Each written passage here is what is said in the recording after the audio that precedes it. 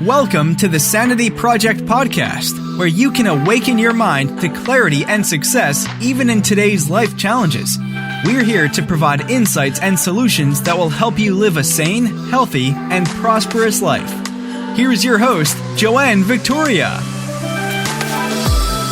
Hello, everybody. This is Joanne Victoria with another amazing episode of the Sanity Project podcast. You are here to discover a life of clarity, confidence, sanity, and entrepreneurial success.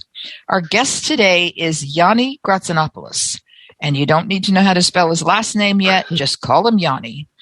Yani has well over 10,000 hours of consulting, training, and coaching to churches, businesses, and ministry. Yani is an ordained pastor and holds a degree in church leadership with a minor in psychology. Yani has also led and co-led 7 organizations, which include 2 churches, an evangelistic ministry, and 4 businesses. His leadership roles span from startups and small churches all the way into the Fortune 200. Yani is married with 1 child and lives in the Boise, Idaho Metropolitan Area, which I didn't know existed. And he spends most of his free time with his family, as much time outdoors as he can. You mean Boise, Idaho has a metropolitan area? We use the term loosely, but it's technically correct. I would say. So if I were on LinkedIn, I would go the greater Boise, Idaho area. The greater Boise area. And we use greater loosely as well. I see. It is humorous, though. I mean, really, really funny. And I read that and I went, what? Yeah. So to further that, when I stand in my backyard, I often hear cows. So we definitely use metropolitan loosely. Right. Yeah. I live in an area where somebody has lots of chickens, which they're not supposed to have.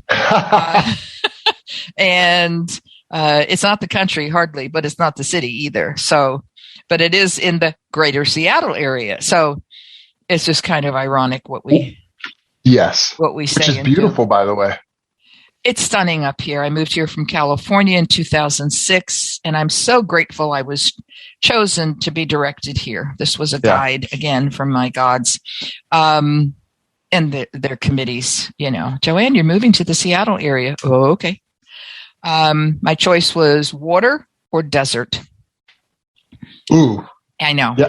Yeah. I'm not a desert fan either. No. So I chose water, and it's always green, every day. It doesn't rain as much as people think it does. It rains enough, and it's good for me right now. It's 57 and cloudy. I love it. You love it, and that's what matters. Yeah, I love it. So what you're going to talk about today is burnout? Yep. Okay, and people know what we're talking about when we say burnout. You know, maybe. Okay. And that's probably a great way to kind of start in. I think when most people think of burnout, they think of that mid-level manager executive who literally looks like they've been pulling out their hair, who is wearing the same clothes from the day before because they never went home, and kind of has that nervous tick. And that is definitely a stage of burnout. But if burnout were cancer, that's stage 4. Correct. And there's none of your listeners who would go, you know what, stage 4 cancer, I definitely don't want, but I'm fine with stage 1 or stage 2. Oh. But when it comes to burnout, that's exactly what we do. We look at stage 1 or stage 2 of burnout and we go, oh, no, it's fine. I'll be fine. And you wouldn't do that with cancer. And so I want to highlight a couple evaluation points that I find very common that most people miss. If you're easily distracted at work during work, for instance, if instead of working, you're actually listening to this right now, that's actually a sign of burnout. Because when you're passionate about what you're doing, then you're doing what you're doing.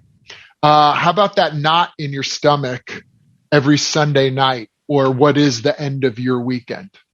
That's that's a sign of burnout. How about vacation, feeling like you just got released from your work release program I was going to say you got released from prison. Yeah. Yeah. When you leave for vacation, are you taking off the orange jumpsuit, right? Or do you have your bag and you've just left prison? And it's funny because everybody looks at the guy that I described as burnout and they're like, well, that's burnout. But when you show back up, is your head down and all you want is the next vacation? It's burnout. Correct. How about ripping into coworkers or staff or even bosses or customers for minuscule problems? How about small problems becoming huge problems? How about, and this is really interesting, not catching yourself spending free time, like in the shower, dreaming about what you want to accomplish at work. And I want to camp that. Did you repeat that one? Yep. Yeah, that one really is interesting for people. Not catching yourself spending free time, like in the shower, dreaming about what you want to accomplish at work. And I want to submit to your listeners that is actually the very first sign. Or it's either a sign of burnout or it's a sign that you're in the wrong job altogether.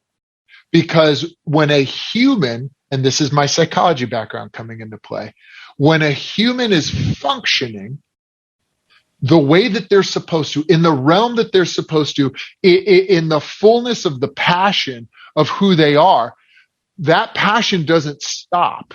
It doesn't shut down because they walk away from work. And look, I've been there personally multitudes of times. That entrepreneur, or even that person it doesn't even matter what your job is. When you're passionate about the job, you'll be in the shower and all of a sudden, you'll have this idea. We could do this. We could change this. In fact, in times when I'm moving in the passions that, and I am an ordained pastor, so that God puts on my heart, I believe in divine providence. When I shower, I have a pen and paper on the bathroom counter because passion actually most often comes when you're not trying to focus on it. Correct. And so if you're listening to this and you can't remember the last time you had ingenuity and idea and excitement just come to you in your free time, you're probably needing a change. Well, I have a notepad next to my bed all the time. Ever. And I have one in the kitchen as well, or living room, whatever you want to call it, so that I always have an opportunity to take notes. I don't have one in the bathroom, so I might want to do that. But I have a monkey mind. And for some of the listeners, if you probably don't get it, call me, send me an email. But I have a monkey mind. And in fact, the other day, I was sitting watching television and I wear headphones because my daughter's around in the house and I don't want to disturb her with my sound. And she comes to me and tries to get my attention. Well, I'm doing three things. I'm watching television. I'm planning the week in the other part of my brain. And then I'm taking care of what she's saying. And that, people, is a monkey mind doing too many things. But I've always got some part of my brain focused on the work because, it's my calling. And people have to understand when that's going on, some of you are going, oh yeah, I do that. That's burnout. So I'm on stage 1.5. And I think what I deal with is people who are starting stage 1 burnout and don't want to get to stage 4. So it's interesting that I love that you just said that because you just made a very important distinction. If you're working when you should be showering, if you're working when you should be watching the TV, you're exactly right. That's a great sign of stage 1 burnout. Wait, Yanni, isn't that what you just said? No, What I said is when your mind is shut down Mm-hmm. and you're watching TV or you're taking a shower and inspiration comes, ideas come, these things that you have, we confuse work with excitement, inspiration, and ideas, and they're not the same things. This is why Salesforce just spent millions of dollars renovating a brand new retreat center, because they know innovation doesn't always come. In fact, most of the time it doesn't come in the office. It comes when you get people away. I happen to be fond of their investment in the retreat center because it was my old college, actually. So they literally bought that facility. And I look on some of the pictures, but this is one of the largest, fastest growing companies in the world. And they just spent oodles of money on a retreat center. Google does something very similar. In fact, on their campus, not only do they have restaurants and the food is free, they have movies, they have entertainment, and you can look at Google and go, why would you do that? And their entire thought is ingenuity comes when these people who need to work together, eat together, and play together. And so what I'm saying to you is not, are you working when you should be off? But when you should be off, is excitement and ingenuity coming, right? And so and I'm not talking about the deep stages of burnout. Right. Everything that I'm talking about, those are stages 1 and 2. Stages 3 and 4, those start to look ugly. And oftentimes people can start to see that. I want to call out one other thing, though. And that is, whatever stage you're in, it's the denial. Look, if you're listening to this right now, and in your heart, mind, and soul, you just checked a couple boxes, even one box, but especially 2 or more, can we just get you past the denial stage? You're in the system of burnout. And I'm going to tell you, burnout's pretty dangerous. It's not something you want to tangle with long term. Well, it does many things, but it also affects health. I don't think people realize this is my point of view, my perspective, my belief, some of my beliefs, that people who have cancer are stressed out and probably burned out or angry or something like that. I mean, it's their time. That's where they let it out. Instead of looking in the mirror and saying, I need help, I need to go to church, I need to pray, I need to meditate, I need to go to the doctor, they hold it in. And when they hold it in, it has to go somewhere. It has to go somewhere. So I think that's how people get sick, holding it in. You said something that's really interesting. And this, what I'm about to say, is kind of tough in our modern society, because we have the internet and we have stores full of pain relievers and anti this and probiotic that, and it's a wonderful thing. But there are times where you probably should just go to a doctor. Mm-hmm. If you break a bone, you're taking the trip to the ER. It's really interesting, because there are a few things where people go, okay, maybe I should go see a doctor. And now, am I saying I don't believe in divine healing? I'm not saying that at all. I'm saying that we have these professionals that are there to help, right? I'm going to tell you right now, when my car breaks down, if somebody put a gun to my head and said, change the oil in your car, I would say, oh, can I just call my wife and child first and say goodbye? Because I don't even know how to change the oil. So I have like 2 or 3 roadside assistant tow programs, because if my car breaks down, I got nothing. I know the help that I need. When it comes to burnout, all of the sudden we just go, I just need a vacation. That's like putting a Band-Aid on cancer. No, you don't just need a vacation. I just need to take some Tums.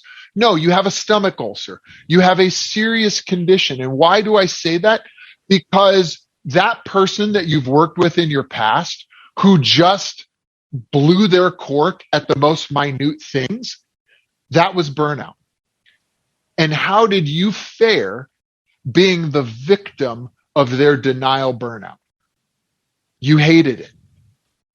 And you have the opportunity, you stage oneers and twoers, to prevent yourself from getting there because you will affect the people around you. And the fact of the matter is, you're not doing and producing what you should be by making the change that you need to be. And for those of you that are listening to this and you're stage 3 and stage 4, whatever stage you're in, there's a reason why in Alcoholics Anonymous, everybody stands up and says, hi, my name is blah, blah, blah, and I'm an alcoholic. That admittance is the first road. It's the first step to recovery. And so for you burnout folks, look, this is why people like Miss Joanne Victoria, our wonderful podcast host, this is why she's in business. This is what she does. She helps people who are, if you're listening to this and you checked 1 or 2 or more boxes, you need to reach out to her and say, you know what? I'm in a stage of burnout and I need some help, because most people, like a cancer, burnout never stops progressing. Burnout never stops progressing. Okay. Yep. It's just going to move forward, and then you're going to, wind up, having book clubs or sitting in the chair watching TV and giving up your life. And that's part of what irritates me, is that so many people just give up. I'm of the ilk that you just never stop moving forward. And if you can't move forward, you go, my recent thing is, if you don't know what to do, go back to the beginning, any beginning, because we have lots of beginnings.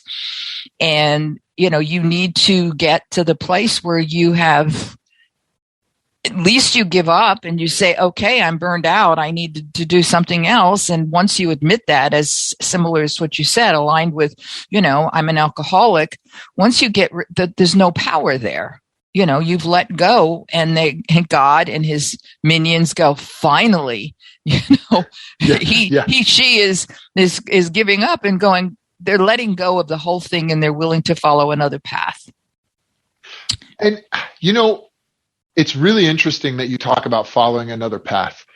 So I don't deal in my coaching and consulting, specifically with helping people find their calling and their path the way you do, helping people out of burnout. My experience with burnout is usually the opposite. I'm almost like the people in the military who knock on the door and have to tell the family that their service member has died. Because I remember the conversation. And I'm talking with this business owner, and she has hired me, but she hired us. Basically, the Titanic had already hit the iceberg, and she's there bailing water, and we come in, and we finally have to tell her, look, this ship is sinking. And I think that's why I'm really trying to get this message to those people in the early stages, because there is an aspect where you might be called to a certain industry. You might belong to, but burnout will burn that bridge. And that's where I have really started to see it as I coach pastors and I coach business leaders on how to be better pastors and how to be better business leaders. My message today is to try and reach those of you who are in those early stages. And it doesn't mean the late stages can't have help, but those of you in the earlier stages, the success rate of treatment is through the roof. It's 70, 80, 90%. And I want to get this to you that because that is where I see these people, is when I have to tell them your business is dead, right? And there's no customers coming in. Well, why? Why is that the case? Because you're awful to work with. And you're angry and you're bitter and your employees don't want to be around you. Your customers don't want to be around you. Well, I just need to change that. You've been trying to change that on your own for years and years. You need a break, like prolonged break. Let's find something else that you can do because you just waited too long. Yeah, it's people have a difficult time. They're so attached to what they're doing now. They don't want to, the word change, of course, comes into play, but they don't want to change. They don't want to get off their chosen, I say path, but is it a path? It's just their obsession, and they are obsessed and they don't realize that they have choices. That's part of the problem. They have choices because from my point of view, I don't care what career someone chooses. Their true calling is whatever it might be. For me, it's, helping people find out about themselves so that they can help others. It's not attached to a business or a career. But I do know of people who I've had to tell that their business has failed. But it's not you that failed. You have, and when we relook at it, we can take a chunk of the old business and reframe everything and redo it all without too much of a problem. Right. When they get excited about it, when they're happy, when they're not attached to being failures. Well, and what's interesting about that is that failure point comes in. Because most people, most of the business owners, most of the pastors that I work with, and I would say most of your audience, whether they are a top leader, mid-level, because everybody's a leader, but at some level, they and I'll get real personal for a moment. Last year I ended up in the ER, and I had gone into atrial fibrillation, and I wasn't coming out, and I was dizzy and I was feeling awful. And they did a cardioversion, which is basically, those paddles when you die and they go clear, they ratchet it down like 10% and still shock you. Now they put you out, and I got back into rhythm. But over the course of the coming months, I looked at my wife and I said, something's still not right. And I think, as humans, and especially as leaders, because we're all leaders, where the failure point comes in, where the regret comes in, is we hear ourselves say that, hey, something's not right.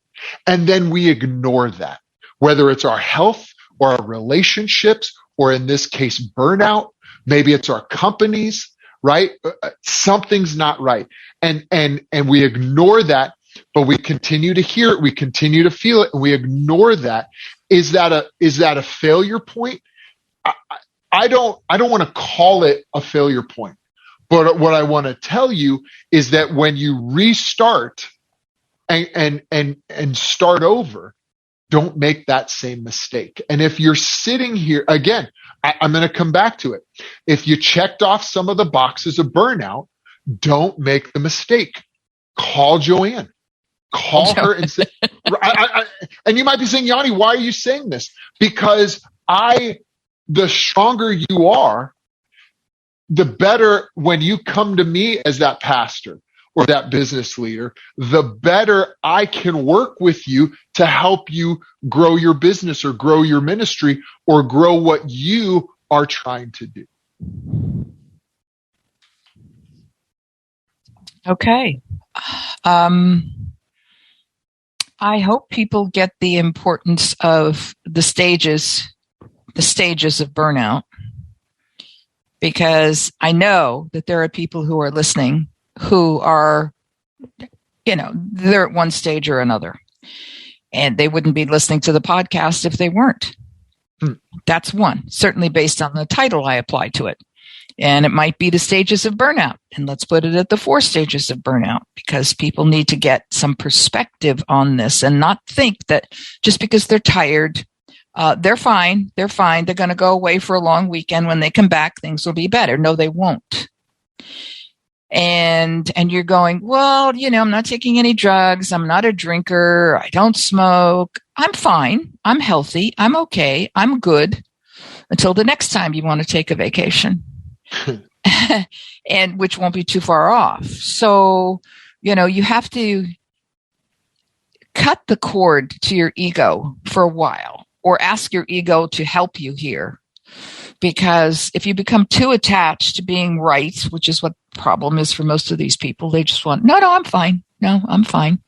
Everything's good. It's okay. All I have to do is make that adjustment, that change, that movement, and it'll all be good again. No, it won't. That's temporary. That's temporary. So let's ask Yani, what happened when you said it still wasn't right? What did you do? It's a great question. And as much as you're willing to share. No, yeah. I'll tell you what I did. I went for help. So I started with my wife, and I said, hey, have you noticed? She said, yeah, you seem a little different. And then I went and talked with my doctor, and I went and talked with a couple doctors, and they said, all right, let's run some tests. And some came back positive and some came back negative. And I mean, as I speak, I had the last test 2 days ago. Oh, and it was the big one. It was the other tests are kind of like, ooh, maybe we should do the big test. And so it showed everything was fine, but it's been weeks, literally. It's been a couple weeks of testing. And I want to give your listeners something similar. When you go on a long vacation and you come back, nothing at your company has changed. But if you come back and everything looks and feels different, that's evidence that you had changed. And if you can come back with, again, not just renewed vigor, that's the sign of a great vacation. Can you come back with renewed passion? Can you come back with renewed excitement? I know people who go on vacation, and as much as they enjoy their vacation, when they come back, they are excited to get back to work because the passion started flowing again. What they had to get away from was some of the rigmarole, some of the of everybody's job, and clear their mind and get back to passion. If that's you, then your tests came back negative. But if you come back and, hey, we had a great vacation and there's some excitement and the company feels different, and then within a couple weeks you're slogging back through the same mud, that test is coming back positive. Vacation is very, very important. And let me tell you why. It's one of the major tests. When you go away, does clarity start coming back?